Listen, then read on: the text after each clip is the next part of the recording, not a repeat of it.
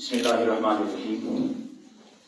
پڑے ہیں تجھ میں وہ لاکھوں ہنر اے مجمع خوبی، ملاقاتی تیرا گویا بھری محفل سے ملتا ہے۔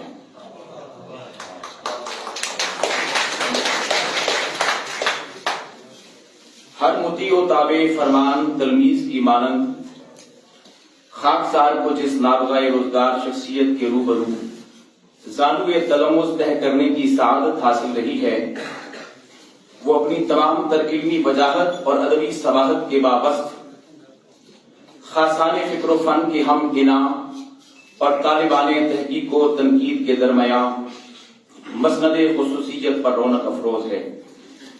اسم بامسمہ کی لغوی تعریف ان پر یوں صادق آتی ہے کہ ڈاکٹر عزیز ابن الحسن اپنے تلامذہ کو دل و جان سے زیادہ عزیز ہیں۔ الوداعی تقریب کا انعقاد محض رسم زمانہ کے موافق ہے، ورنہ شیخ مکتب تو اپنے طلاب کے دلوں میں تا حیات جاگزی رہتا ہے۔ استاد مکرم سے منسوب امروز جامعہ ہذا کے صفحات تاریخ میں ایک روشن و منور باب کی صورت میں محفوظ رہے گا۔ آپ سے اکتساب فیض کا حوالہ ہم ایسے سطحی ذہنیت کے حامل مبتدیوں کے لیے باعث افتخار رہے گا۔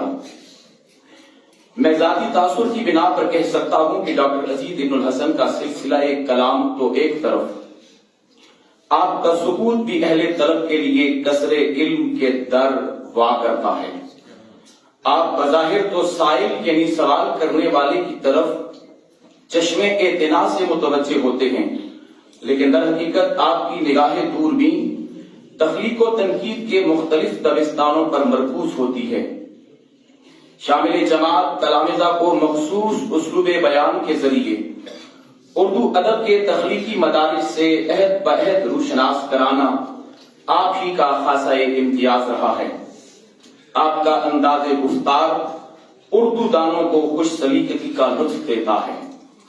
بلا شبہ وطن عزیز کے طول و عرض میں ڈاکٹر عزیز ابن الحسن کے تلامیذ کی ایک کثیر تعداد جذبہ تعلیم و تربیت سے سرشار ہو کر بحسن و خوبی اپنے فرائض تدریس انجام دے رہی ہے، اور گاہے گاہے اپنے رہبر فرزانہ سے بالواسطہ و بلا واسطہ تحریری و تقریری طور پر مستفیض ہوتے ہوئے نسل نو کی ہدایت و رہنمائی کا سلسلہ روا رکھے ہوئے ہیں۔ اس حقیقت سے انکار کیوں کر ممکن ہے کہ شاگرد خواہ کتنے ہی بلند و بالا منصب پر فائز ہو جائے، اسے استاد کی ضرورت ہمیشہ رہتی ہے۔ شاگرد بناتے ہیں جو فریاد کی صورت، شاگرد بناتے ہیں جو فریاد کی صورت، آتی ہے نظر ان کو بھی استاد کی صورت۔ ایک شاگرد رشید اپنے استاد کی روحانی پرورش کا پرتو ہوتا ہے۔ زمانہ قدیم و جدید کی رسوم و روایات کے مابین وجہ امتیاز یہ ہے کہ عہد قدیم کے برعکس عصر حاضر میں روحانی تربیت کا فقدان مذہبی و معاشرتی المیے کی صورت اختیار کرتا جا رہا ہے۔ استاد موصوف کی صحبت مشفقانہ کا اوج کمال ملاحظہ فرمائیے کہ آج ان کے فیض یافتہ متعلمین ندرت بیاں اور قدرت کلام کے بل پر اپنی تربیت کی جھلک دکھا رہے ہیں، جن کی شخصی استعداد کی تان اس اعتقاد پر ٹوٹتی ہے کہ خود سے چل کر نہیں یہ طرز سخن آیا ہے، خود سے چل کر نہیں یہ طرز سخن آیا ہے، پاؤں دابے ہیں بزرگوں کے تو فن آیا ہے۔ استاد مکرم کو بارگاہ عزتی سے ذہن رسا کی صورت میں خیر کثیر کی دولت ودیعت ہوئی ہے۔ ذوق شاعرانہ اور مزاج ناقدانہ کے امتزاج نے ان کی علمی بصیرت کو وہ جلا بخشی ہے کہ ان کا تنقیدی نقطہ نظر مسلم الثبوت ٹھہرتا ہے۔ آپ بطور ناقد جملہ تنقیدی جہاد پر دستگاہ کامل رکھتے ہیں۔ تنقیدی مباحث میں جو یکگونا بیزاری کا امکان موجود ہوتا ہے، اسے رفع کرنے کے لیے شعر کو بطور فن لطیفہ استعمال کیا جا سکتا ہے، اور یہی کمال استاد موصوف کی شخصیت میں بدرجہ اتم موجود ہے۔ آپ کے تنقیدی افکار کے تجزیاتی مطالعے سے معلوم ہوتا ہے کہ آپ نے مشرق و مغرب کے امتیازی حدود فاصل کو برقرار رکھتے ہوئے مشرقی ادب یا قیام پاکستان کے بعد تخلیق ہونے والے پاکستانی ادب کو خالص مشرقی روایات کے تناظر میں دیکھا ہے۔ الغرض آپ کی ناقدانہ اور معلمانہ خدمات ہمیشہ یاد رکھی جائیں گی۔